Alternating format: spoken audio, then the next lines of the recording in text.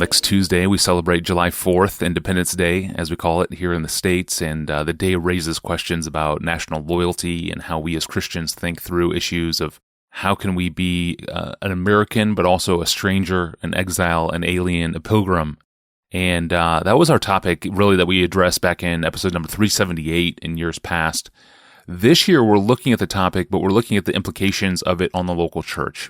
And last time on Wednesday, we talked about the place of patriotism in the local church, and we heard from a pastor, listener to the podcast named Scott, who is uneasy about what he sees in the church that he inherited.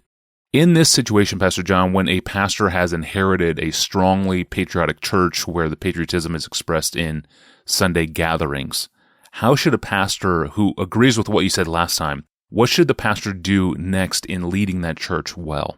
Well, in that previous podcast on this question, I said that I've been in several patriotic services that seemed to me to be out of sync, out of proportion to the biblical realities relating to the kingdom of Christ and our radical allegiance to Him. And I suggested 7 biblical principles that would inform how a church thinks about such services and constructs them. But I'm very aware that it's one thing to know principles, and it's another thing to be part of a church that has a long tradition of services with extended focus on each of the military branches and corresponding songs and corresponding flags and marches and decorations in red, white, and blue. And I share Scott's discomfort. Scott's the one who posed this question. I share his discomfort with those services for reasons that I think are pretty obvious from the principles. But what do you do if you have inherited such a church, if you're a pastor or an elder or just a member of the church? So here's my suggestions to the pastors who are in these churches and feel like things have perhaps over time just gotten out of hand. Number 1, patiently, week in and week out, preach Bible-saturated, God-centered, Christ-exalting, man-humbling sermons that by implication so elevate the lordship of Christ over every detail of life with such majesty that little by little the church begins to absorb the mindset that our highest affections and our only absolute allegiance belongs to Jesus Christ, willingly, eagerly, joyfully, no regrets, no restraint. So don't make the lordship of Christ over all of life an issue only on a controversial weekend. Do it all the time. If you do this all the time, within a few years, I think you won't be the only one who's feeling uncomfortable with those services. Number 2, discuss your concerns with your trusted leaders of the church, your fellow elders, if you have elders or whoever. Until you get some of them on board with you, any change is probably going to be futile and maybe destructive. Pray with them. Open the Word with them. Share your heart with them. Be patient with them. Show them the positive outcomes, not just any losses they might perceive. Number 3, along with your elders, approach some of your most biblically shaped veterans, I'm talking military veterans in the church, and share with them your love for them, your appreciation, and your value of their sacrifices and risks, and let them see how you relate the kingdom of Christ to all of that, and see if you can portray a vision for them that would capture their imagination of what it might look like in a more Christ-exalting way. And if you could get 1 or 2 of those folks advocating with you, you might be a long way towards winning the others as well. Number 4, be a man of courage and humility and fearlessness in dealing with this issue. The last thing you want to communicate is that Christianity is somehow a wimpy religion that's afraid of risk, afraid of danger, afraid of sacrifice and death, and that's why it doesn't want to talk about the military. No. It is, in fact, exactly the opposite.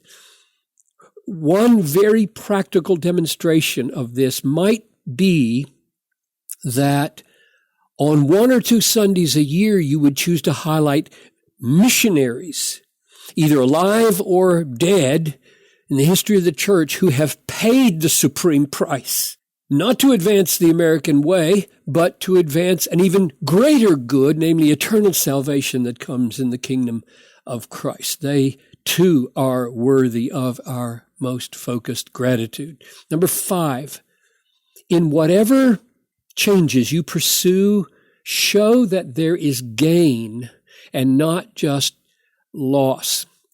When I came to Bethlehem, 1980, the American flag and the so-called Christian flag were in the sanctuary at the front on either side of the platform. Now, I never said a word about it for 10 years. I don't think.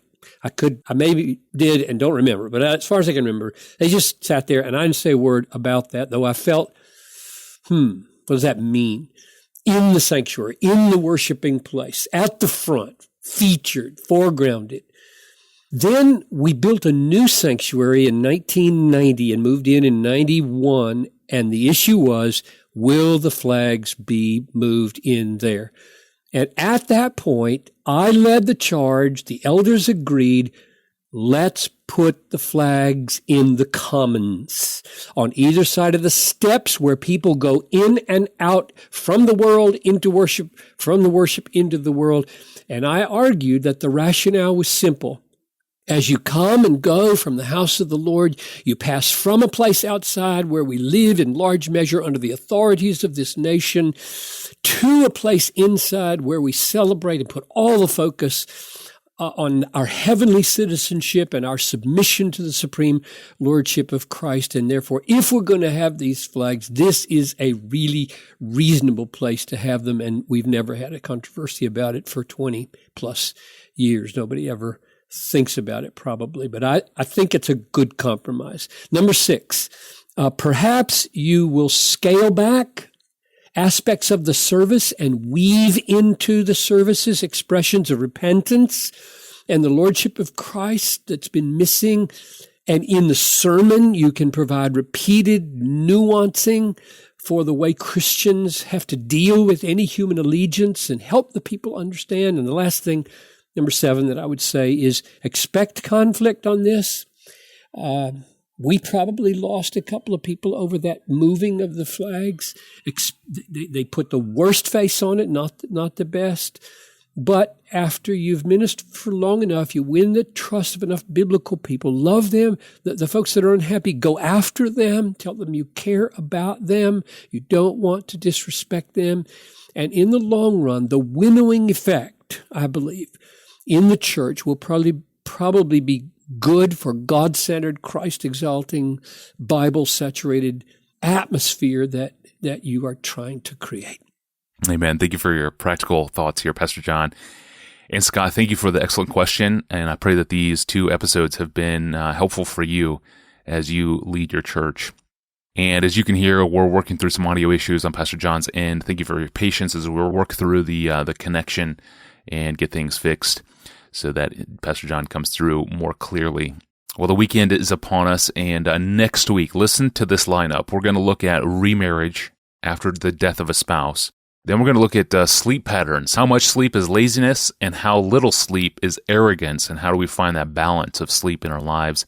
A listener wants to know. And then we will look at the tension of ego and cultivating big ambitions for God. It's going to be a very interesting week on the podcast next week. I'm your host, Tony Reinke, and we will see you on Monday. Lord willing, of course. We'll see you then.